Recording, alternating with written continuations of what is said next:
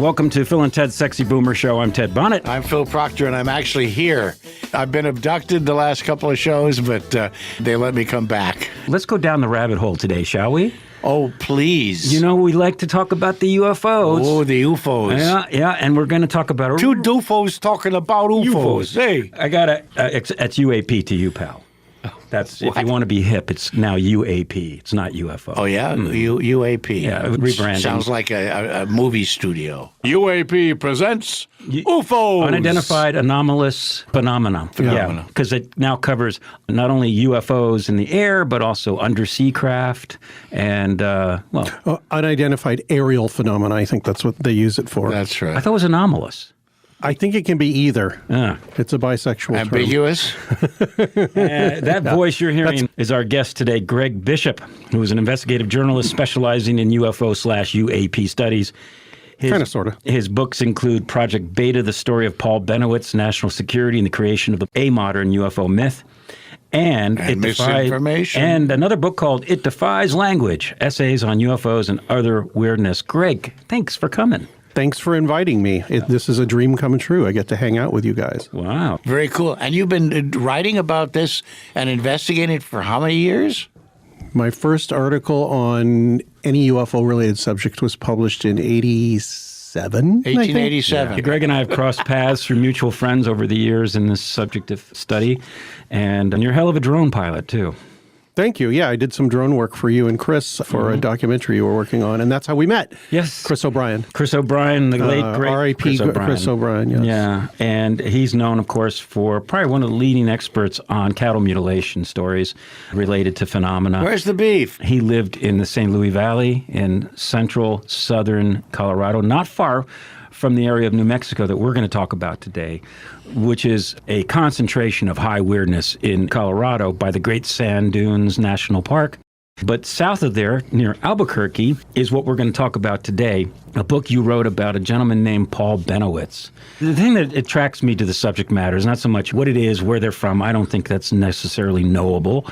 But what I do find fascinating is how it reflects on the consciousness of people and how it triggers them. It's a very psychoactive subject matter because it's about the unknown.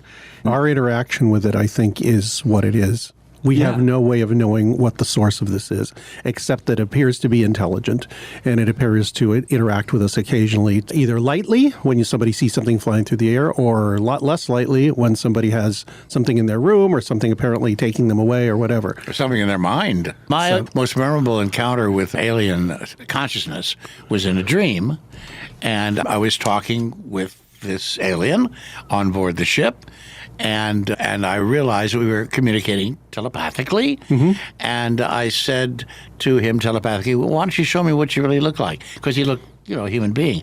And he released the shield on his face, or the projection he was doing to my mind, and I saw an alien. And I went, oh, okay, cool, thanks, Yeah. Good God, Phil. Then I woke up. You've never told me that. No, I know. Well, this seemed like an appropriate time to do it. But the manifestation that I've had, which I talked to, who is our Whitley Strieber. Yeah, Whitley Strieber, we had him on just recently. Was I'm one of the streetlight people.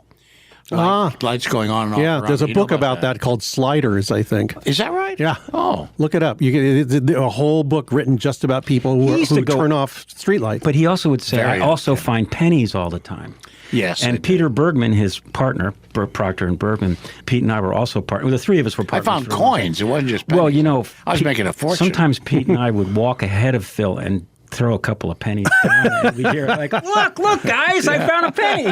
It's true. They completely bamboozled me.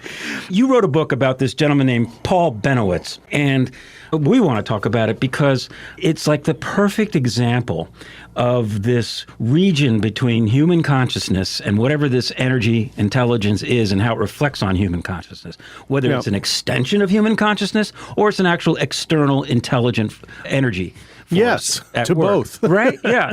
It tends to attract fringe, excitable people, some people that are prone to fantasy and hallucinations.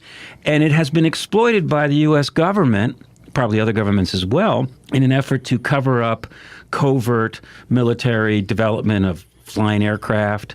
And when people see this aircraft like the stealth bomber before it was announced, it was convenient for people to say, it was a UFO. I've never seen anything like it. And the government would actually say, yeah, it was an unidentified flying object. Because we don't want you to know what it is. This has been the case in many situations over the years, just as a covert device. Yeah, I've actually got a good story about that when you're done. All right. Bennewitz He'll never be done. Yeah, I'll never be done. Good. Bennewitz was somebody who fell into that trap in such a remarkably weird way. That's what we're going to talk about. You wrote his life. You wrote a whole book. It drove him insane.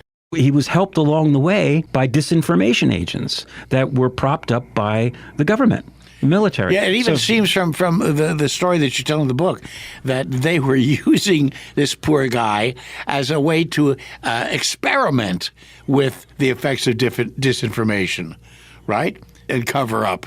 I don't know. I don't know if that happened. Totally possible. Mm-hmm. I'm not downplaying what happened to poor Paul Bennewitz. I think his life was shortened by this because of the stress. But as Ted said, it attracts people that are, because it's such a subject that's not accepted or used to be a lot less accepted, people that are in different areas of reality than most people, the consensus reality, are going to latch on to it. And my little quip about that is, if you've got a loose piece of string on your mental sweater, the UFO will grab it and just unravel it if you let it. Nice metaphor. Yeah, it'll unravel my mental sweater. Yes. Well, the fabric of your sanity will be unraveled very quickly if you let the UFO grab that little loose thing and just pull it. It'll just go and you'll just come apart. And I've seen it. I've seen it happen to people, and it's almost happened to me a couple of times. Oh. Go to any UFO conference, and you will see a lot of bozos on the bus. Yeah. When I first started studying it, it was a little overwhelming to me. And my defense mechanism was to back away for a couple of years, 3 years, didn't even think about it. And then something would come up and made me curious again. That's how I stayed from falling into the rabbit hole permanently. Yeah. I would crawl out. Now, how did this poor guy get involved in all of this? He was just an observer from his home, basically, near an Air Force base. Yeah. This took place starting in the 1970s. Paul Bennewitz was an electrical physicist. He lived in Albuquerque, had a company which still exists and is run by his family, his sons, called Thunder Scientific. Yeah, Albuquerque. Yeah, Albuquerque. He was a UFO investigator. He's interested in it. I've actually seen his application to the Aerial Phenomena Research Organization, which was the other big. MUFON came out of that, actually. MUFON split off from APRO. So he was interested in the subject, and so he saw lights doing weird things out on the Kirtland Air Force Base property, which was, you could see perfectly well, and you still can, from his house.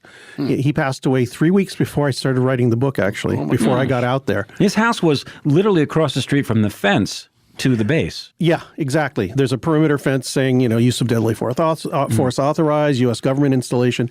And his company, Thunder Scientific, the back wall of Thunder Scientific is also part of Kirtland Air Force Base. It's right behind where the company is. And Kirtland Air Force Base is adjacent to the Albuquerque International Airport. Yes. When you fly into Albuquerque and you're coming in, you can actually see pretty much all of Kirtland Air Force Base, including this giant test thing they used to have that they would put B-52s on and blast them with electromagnetic, so they could test EMF pulses, when a nuclear explosion happens, to make sure that their electronics were hardened enough so that the plane could keep flying. This was like the largest wooden structure ever built. Yes. And they could roll out C-5A Galaxies onto it, and they would then use, because the wood was, I guess, non-conductive, it could... Yeah, no metal parts, because they'd probably, one, they would affect the test, and two, they might pop out of the thing from the high electromagnetic field. So you'll see that when you fly into Albuquerque. Yeah, you can see it. It's very obvious. I think they may be taking it down now, but it was there since the 80s, I think early 80s. Kirtland Air Force Base has a lot going on there. I think in your book you write that there were,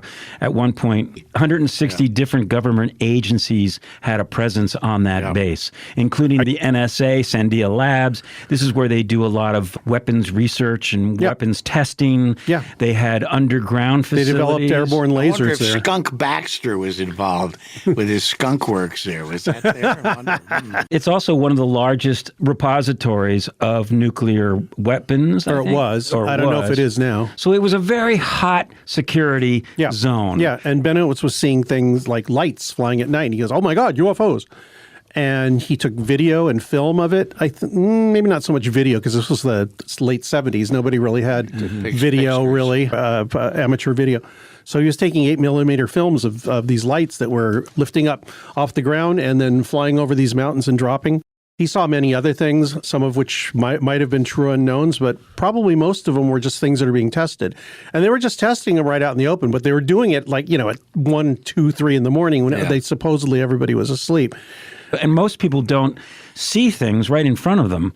And they were kind of banking on that. Yeah, maybe some might see an odd light in Albuquerque over Kirtland, but they wouldn't think twice about it. Yeah. Bennewitz, unfortunately for them, was not like that. He became pretty obsessed by it. And I think most people just say, or something they're testing, which was most likely true. Because there were truly actually UFO incursions, apparently, according to some FOIA documents, and documents are given to researchers, one of which we can talk about. So he called up the Air Force and he said, do you know there's these weird things flying around on the base here? I don't know.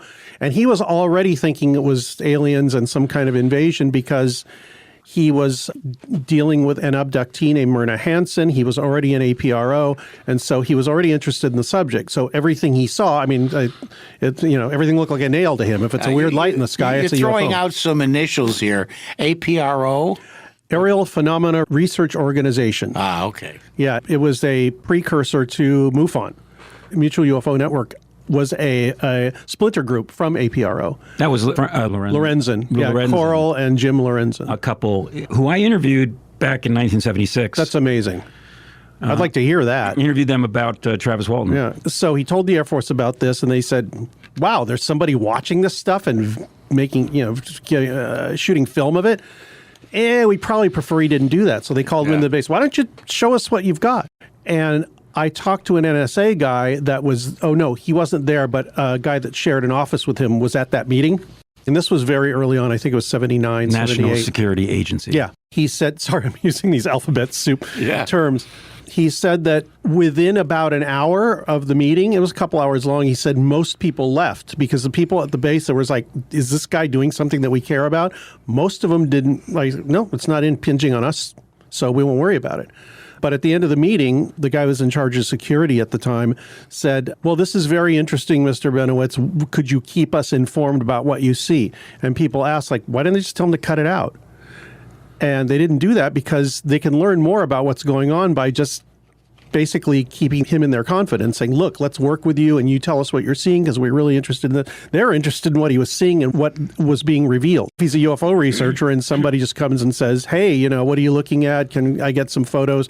They could be anybody. They could be Russians or Chinese or somebody, and that it's just part of their intelligence. Like, oh, okay, they're developing something that's supposed to do this. Oh, well, this guy, Mr. Bennewitz in New Mexico, has something that looks exactly like what we're talking about. So it's just another data point for them. That's what they were worried about, which is why they told him to keep going. The problem is, eventually, he was so convinced that the Air Force and whatever CIA, NSA were working with them.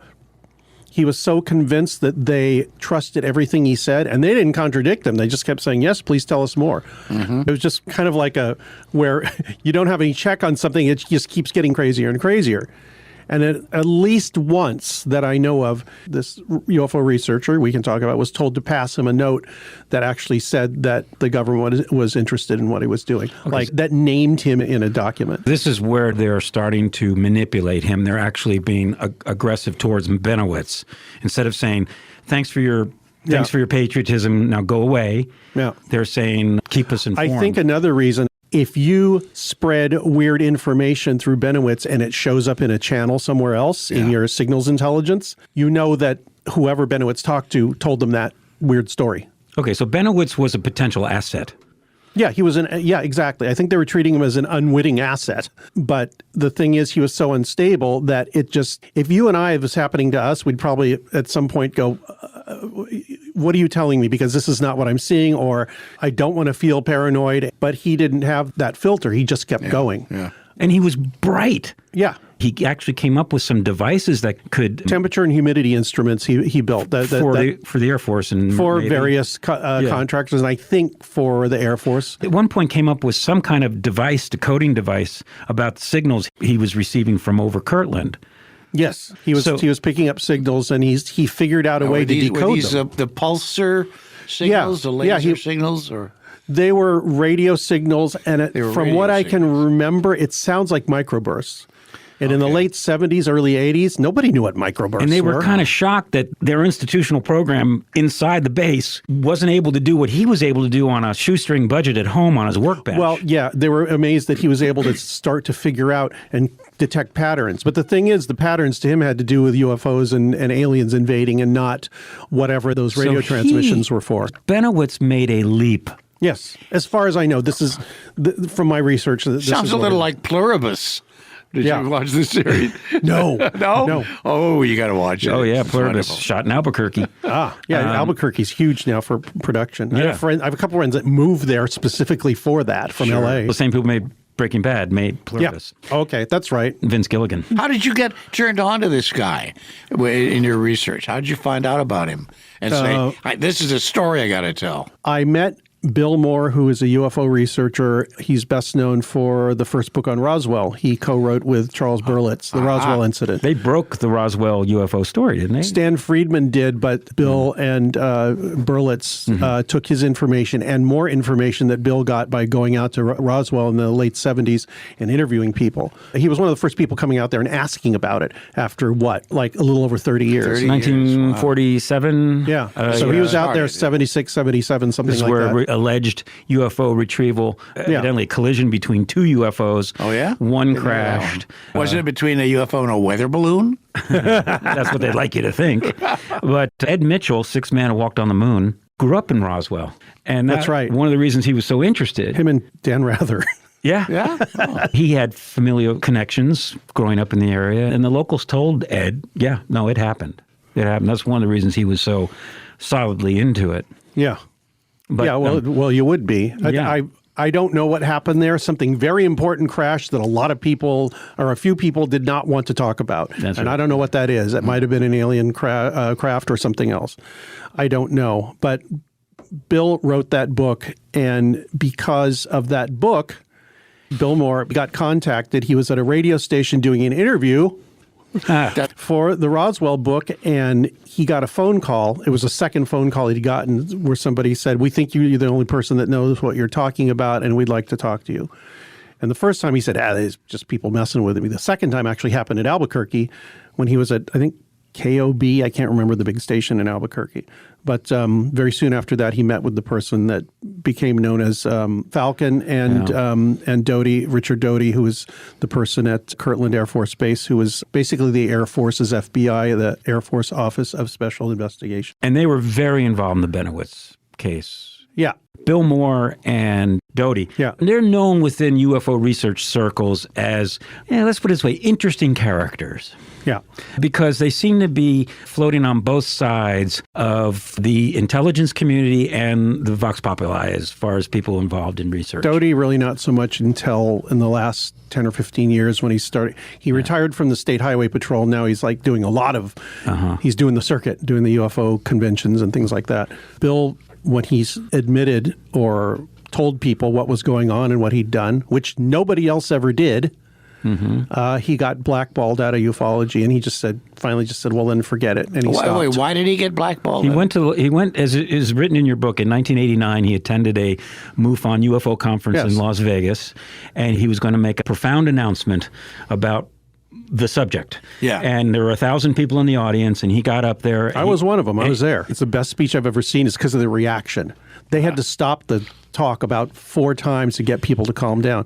What he said was, you guys know about Bennewitz? Well, this is what happened. He was not targeted, because that sounds bad. He was identified as a very important person of interest for them, and I was offered a deal. I could get secret UFO documents and things people hadn't seen in exchange for basically just telling the Air Force and whoever else asked what he was thinking and maybe who he was talking to. Bennewitz, yeah, because there was no internet then. I'm sure Bennewitz had phone taps on and all that other stuff, but You actually had to have human intelligence, human talking to people. Yeah, well, that's where the disinformation starts and the manipulation starts, where the government, through Kirtland, is beginning to try to influence Bennewitz's thinking to lead him astray from the intelligence that he was gathering over the base.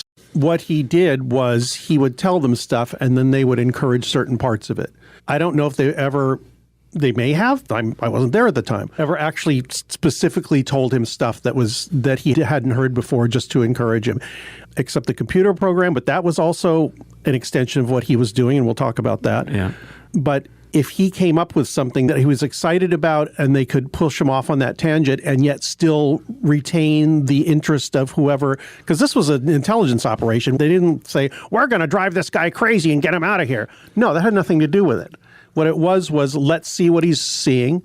Let's see how much he's seeing, how he's figuring it out, and who he's talking to. And even maybe not even who he's talking to, but who's getting information from him by figuring out, like I said, you go to Russian intelligence talk, wherever that they pick up this intelligence and they mention something that Bennewitz did. Obviously, somebody's watching him. Right. Yeah. So right. They would just take things, as far as I know, would take things that he was already doing, interested in, looking at, theorizing about. And if they thought it was fruitful or it would either do something interesting or useful or push him away from things they didn't want him looking at, or whoever was watching him push them away from things, they would encourage that. The Russians released a record, I learned this on my trip to the Soviet Union in '59, of jazz, famous jazz songs, and one of them was called Someone to Watch Over Me, and they retitled it My Little Shepherdess. True story. You're listening to Phil and Ted's Sexy Boomer Show. Our guest today is author and investigator Greg Bishop. We're talking about a book he wrote about a gentleman named Paul Bennewitz.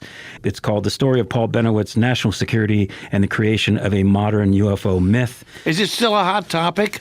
It's become so in the last few years because of all this interest, because of the article in 2017, the New York Times article by Leslie Keane and Ralph Blumenthal. And suddenly it's okay to talk about this. Suddenly it's okay to talk about it in academia and in Yeah, but I think the value of it, again, is the effect of the psychoactive nature of the subject matter and how fertile it is for manipulation of information and manipulation of public perception of the UFO phenomenon. I think somebody sometime before 2017 decided, let's get people interested in this in a big way and in a certain way. And I don't know what the reason is. I don't think it's because somebody or whatever group doesn't want to say, let's tell everybody what we know about UFOs and reveal. It's like, no, it has something to do with intelligence and political theater and hiding technologies or misdirecting. I think it has to do with all of that stuff and not really about UFOs. Actually, one thing an investigator told me once, he said, every time the government says something about UFOs, UFO researchers think it's about them, and it's never about them. It's about whatever they want to use the subject for. My theory about why it all came out in 2017 was pretty prosaic in that 2003 or 5, when the Tic Tac video was first recorded, was because they had just introduced forward-facing radar technology in the nose cones of these F-18s that were I talked to one of the pilots. Yeah, they were so... They all get cancer from it because of the radar, or a lot of them do. These sensors are so good now. They can observe things that weren't observable before. And so these flying objects suddenly started showing up on these new sensors. Initially, they thought it was a bug in the new system, but then Instead of bugs in a flying saucer. Then it was recorded on their infrared, and then eventually the pilots made visual contact. And so what happened was these objects were flying almost every day around carrier groups. It was a daily experience. And some of these guys were flying in tight formations, and these spherical objects that they could actually see with their naked eye would fly right between their wings at supersonic speeds and freak them out. And it was happening off the coast of Virginia as well. It was happening on a daily basis. And they were all relieved to finally be deployed to the Middle East because they thought, we're going to get away from these UFOs. Well, the UFOs followed them there. But at one point they had a near miss, and the pilots landed at the base, and their squadron commander saw these two pilots sheet white and said, what happened? And they explained what happened. And this commander, who was frustrated with the chain of command's inability or unwillingness to discuss these things, and he didn't care about what it was. He was concerned for the safety of his pilots. Of course. So he went above them and went to the Pentagon and said, listen, I don't care what it is. Yeah. It is a safety issue. Yeah. And that's how it all blew up. Yeah. No, that is another reason. I never think that when the intelligence community and all that moves in a certain direction, they don't do it for one reason. They do it for like 8 or 10 or 20 reasons. And that was one of the reasons. It's like a good effect of this happening is basically they've taken the entire scientific and UFO and all that community and turned them all into researchers for them. It's like crowdsourcing UFO research. And apart from the government starting this, I think it's great. I mean, the most interesting conversations I've had about this at this point are with academics. Like, they're asking questions I haven't ever heard, because I've been hearing the same dumb questions about this for 30, 40 years. It's high time you keep this kind of information away from people. It stunts evolutionary progress. Yeah. We look at a pretty frustrated, angry public these days. Yeah. Because so much information is handled. That's right. And people instinctively What is reality? understand is that, there's no honest brokering here. There may be good reason for keeping what's going on in the skies secret. Yeah. But treating it the way they have has been a disservice to general public knowledge. Yeah. And I think it's starting to fester in a bad way. But let's focus back on Bennewitz and Kirtland, because Kirtland arguably had some weird things going on there. It's been fairly well documented that UFOs and the phenomena has shown a big interest in nuclear technology. They've been cited, they've shut down ICBMs, both here and in Russia. Yeah. They have floated over missile sites. They have been seen over nuclear power plants. So Kirtland being one of the major nuclear facilities in the Air Force, it would make sense along that logic that there would be unknowns over that area. So is it possible that Bennewitz did see unknowns? Oh, yeah. I think there were actual unknowns over there. And if you trust a couple of documents that were released around the time that this stuff was going on, supposedly through FOIA. I don't know the provenance, but it described strange lights landing near nuclear facilities, or at least on the base, which had nuclear weapons. And I don't know if they had a bomber wing there, but the nuclear weapons were stored there. And all these high technology things were being developed there, like airborne lasers and other lasers. Medical testing was going on, at least in the early parts of right after World War II. Any kind of rumors of reverse engineering or anything like that?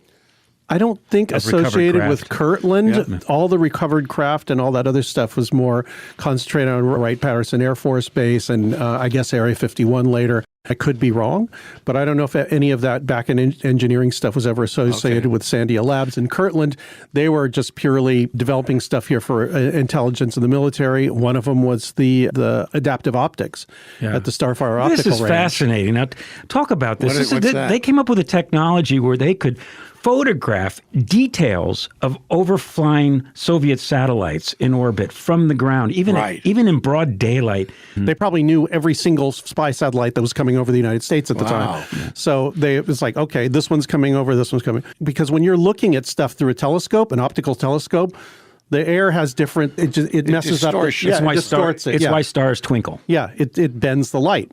And if it does that, you can't really tell what you're looking at in space. It's going to be blurred out. So what adaptive optics did, which was developed at Kirtland in the 70s, astronomy didn't hear about it until the early 90s, and the military finally said, okay, you can have it. But what they did was they'd shoot a laser through the atmosphere, and a camera or some sensor would figure out which way the laser light was being bent. And there was a mirror, like a big reflecting telescope, the objective mirror. It had plungers under it. Now it's done digitally. But at that time, it had little plungers that would deform the mirror exactly the opposite way that the atmosphere was bending it. So it was basically reacting to the natural. So it was clever. It was like a camera stabilization. Yeah. It's also like steampunk too. There. Yeah. Yeah. At this point, it was when you talk about it that way. And not only that, but as you wrote in the book, was once they were able to do that, they were able to send messages somehow to the Soviet craft and reorient them so they would go off course, and making the Russians think that something went wrong with their technology. Actually, as the way it was told to me, that it would point the camera in a different direction. It would come over our side of the globe, it would do its thing, and then it would come back over the other side. The Russians would pull down all the photographic information and all that.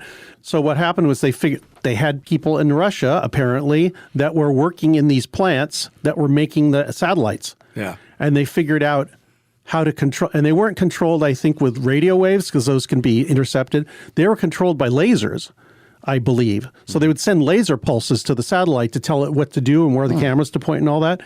So when it came over the United States, every few times they would tell the camera to point in a different direction. Then it'd come back over Russia and they go, "What's going on? We had pointed in the right direction." And they'd reorient it and then it'd come over and they'd just leave it alone for a couple more. And they would do this with all these satellites. And so one, it would mess up their intelligence a little bit. And two, it would make the Russians wonder what was going on and if there's something wrong with our satellite. But they didn't want the general public to know this, obviously. But that was just one of the projects that was going on there. I don't know if it was related to Bennewitz. I do have a photo that was taken in daylight. Bennewitz was talking to Bill Moore, and he told Bill, take your camera and point it at the base and put it on like 1,000th of a second. He said, why 1,000th? He goes, well, you'll see. And he just said, take a bunch of pictures. And he said, there's a whole bunch of pictures he took. And one picture he took, there's a light coming up, like a column of light coming up from the base in broad daylight, and it stops mid-atmosphere. It just, like, a light goes up and then it just stops, like somebody put a wall there. And I don't know what that was, but it might have been part of that technology. Like a pulse? Yeah. Wow. And I bet Bennewitz was told to do that, too, by some government contact just to keep his interest.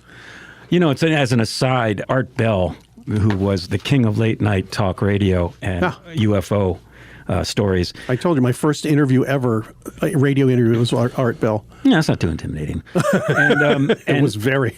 Was Art Bell cracked like when Liberty Bell? when he was starting to crack and he had weird stuff happening and started to really throw him, he was knocked off the air for 20 minutes. Yeah? I remember that. It freaked him out because it was the satellite that would beam his show to all the affiliates. Yeah. And he was told by the satellite company that the satellite itself had been jarred. So Bell went nuts thinking the UFOs Bell did jar. that. And I'm thinking in terms of what you're saying, maybe some laser technology knocked who knows what they did to Art, but they definitely messed with him. Yeah. Big time. I tend to believe that which makes me the least paranoid, even if it's wrong. It's just a survival mechanism. I'm still open to the paranoid stuff. You wrote something in the book that really kind of blew our minds, which was... Uh-oh, what did I write? Well, you wrote that not only did Bennewitz see orbs inside his home that were not connected to any incandescent lamps. Little or glowing orbs. Glowing orbs. I have two other witnesses, too, besides that, because In Moore Bennewitz's told me. home. Yes.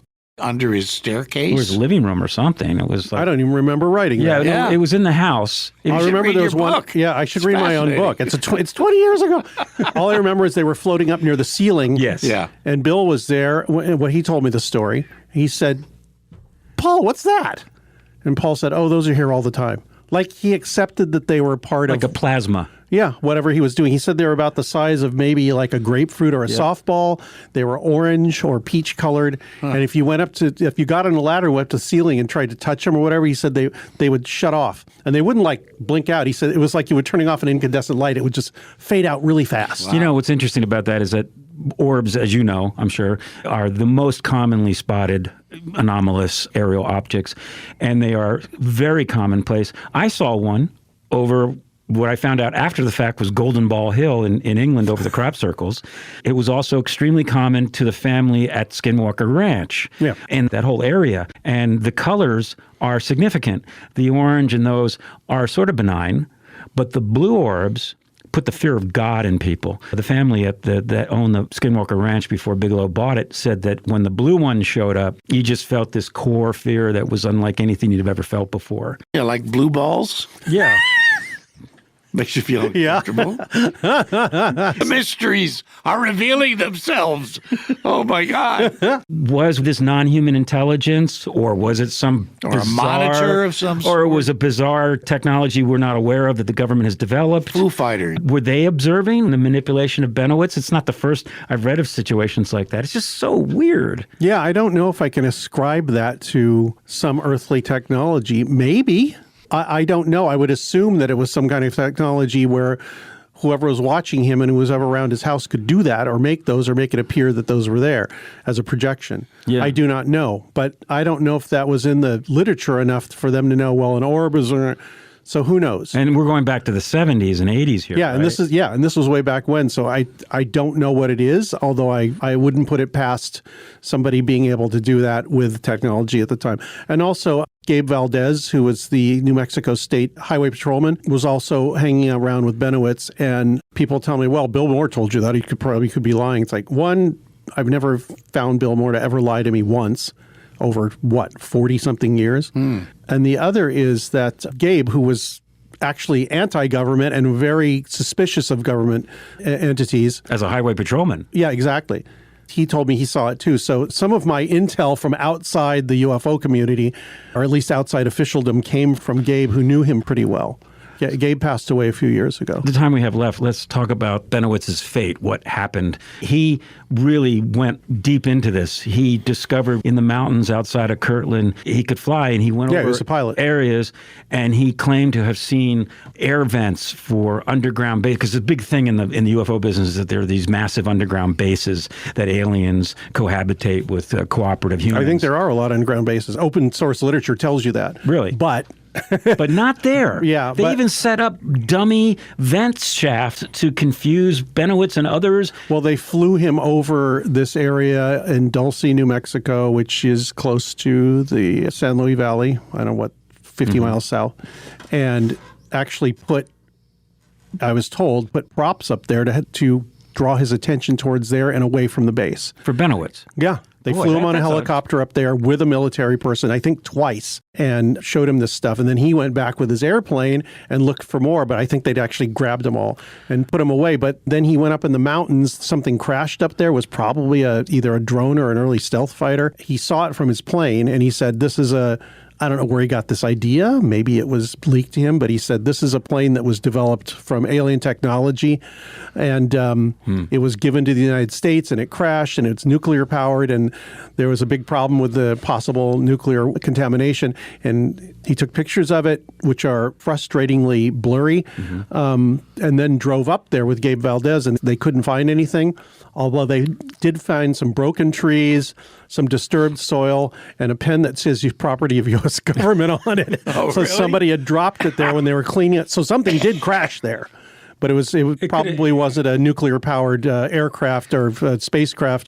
This notion that they employed these people to set up a dummy base and flew him on military aircraft to go see these dummy situations, that's a lot of resources directed to an individual who was unhinged. What the hell did Bennewitz find that forced him to do such an ambitious basically, disinformation make campaign? people not believe of what he was. Do they think Bennewitz had so exposing. much sway in public opinion that if they could twist him, they could twist the whole research community? No, I think they were just trying to. Nobody really knew about him. I mean, people at APRO knew about him. Then why? Then why? Because apparently they just wanted to take his attention away from the base. And he was already talking about, he had been there, and he said that he had seen things flying around, and he had taken some video of it or photos of it. And they said, okay, if that's what you're interested in, let's just pull your attention over there. To me, that's why it happened. It's just like, okay, we're done with you watching stuff at the base. We'd rather you didn't. So we're going to show you this place that's like way out in northwestern New Mexico on a Native American reservation. And then your noise will be about this and not about what's going on at the base. Is the government then basically saying that they want to subvert the observation by individual citizens of unidentified activities in our skies and in our lives? I think they wanted to subvert his attention being drawn to things they didn't want attention being drawn to, which were earthly. And I'm saying that by extension, why would they spend so much time on the one guy if they weren't basically saying to the whole community, or they stop were just, it, leave it alone. Or they were just dealing with a menace on the perimeter of the base. Yeah, I think it was just him at the time. Okay. Whatever ancillary benefits could accrue from them doing that was fine. But it was basically they were working with him. He was looking at stuff he wasn't supposed to be. They were trying to direct his attention away. And also, there's another really important aspect of this. I asked Bill about this too, and he said the Bennewitz thing was a tiny cog in a giant machine. That's what I'm looking for. Mm-hmm. Yeah, he said, imagine the operation that was doing this was a 24-hour long play, like a stage play. Mm-hmm. The Bennewitz thing would have been, he said, one scene of 1 minute in a 24-hour play. Well, at least they didn't just kill him. I don't think they do that anymore. They just misdirect people or embarrass them. This is a weird twist in the story, too. One of the greats in the business of investigating UFOs was J. Allen Hynek, who Project Blue Book. He really... I knew you were going to mention this. Yeah. He was a respected... Yeah, he was very respected, and he was respectful, and he was trying to bring light to the subject. That didn't work out. But he was regarded as unimpeachable. But you write in your book that he was involved with Bennewitz. What did Hynek do with Bennewitz? In the book, I said there is one source for this, and it was more. And the reason I put it in the book is because I wanted somebody to substantiate it or find some kind of documentation. What happened was it said that J. Allen Hynek showed up at his door with an entire computer and said, here, this will help you with your research. If you're a UFO researcher and Hynek shows up at your door with a computer, and you just kind of go, what? Bennewitz could build computers. That's how he was starting to decode some of the stuff. And they wanted him to decode it in a different way. So they said, you're working with the government. Here's something to help you out. But the thing is, it just took everything he was thinking, he was telling them, and just spit it back to him with a little bit more context. So if Hynek did it, because you're not saying it's for sure. It's not for sure, but I'm pretty sure. You're speculating here, but do you think that Hynek was aware that he was duping this guy? I'm not sure. Okay.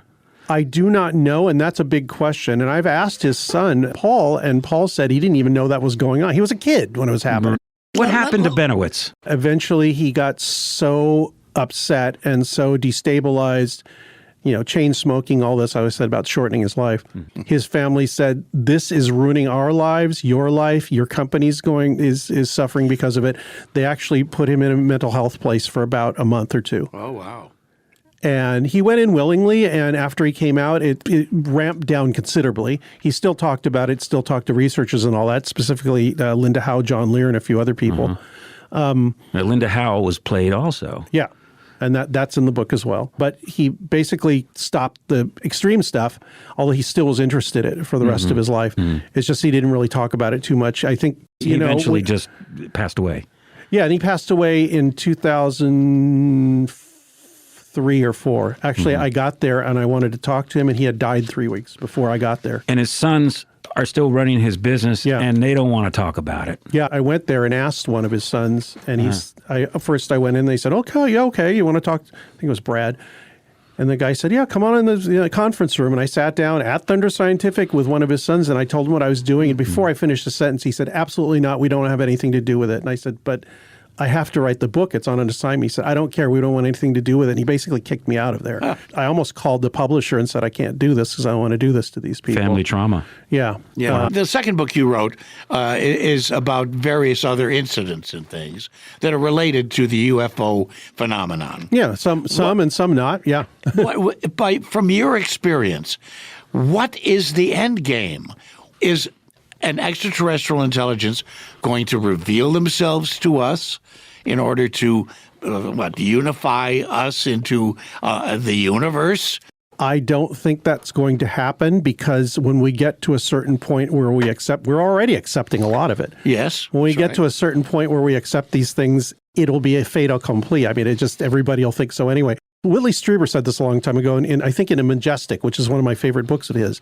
He said the UFO intelligence, whatever's behind it, reveals itself in the most democratic way possible from the bottom up. It's not going to go from the top down. That's what I've heard. It'll be just a general consciousness. Yeah, and I don't think the aliens are going to land on the White House lawn or any of that stuff. It's drat. Yeah.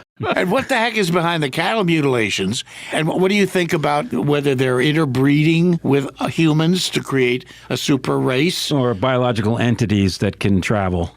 Possibly. I don't know. Possibly. I mean, okay. Yeah, Phil, what, like I said, know? I have this What are you on the show thing. for? Part of my, I don't know. I'm just so lucky. I've got this way my brain thinks. I will believe everything at once just so I can keep the channel open. Yep. But I don't sit with any one of them. I sit with some of them occasionally, like having a friend You're an over. Investigator. Yeah. Well, yeah. I mean, it holds my interest, and there is something behind it, and it is intelligence, but I don't know what that intelligence is or where it comes from. I just know it's there. I think we need to continue this conversation with you. I had stuff I wanted to ask Phil, too. Would you come back? I would love it. Greg Bishop, thank you so much. Greg's an investigative journalist specializing in UFO studies, as you probably deduced by now. The book we've been talking about is Project Beta, the story of Paul Bennewitz, national security, and the creation of the modern UFO myth. You can get that on Amazon. And I can't wait to see what kind of questions you want to get from me. Yes. Because I have a few secrets, too. We will have you back. Thanks again for listening to Phil and Ted's Sexy Boomer Show. Hear all our shows on our website, sexyboomershow.com. I'm Ted Bonnet. I'm Phil Proctor. I'll be here again live next week. Oh, boy. God willing. Have a great week, folks. Take care. Stay safe.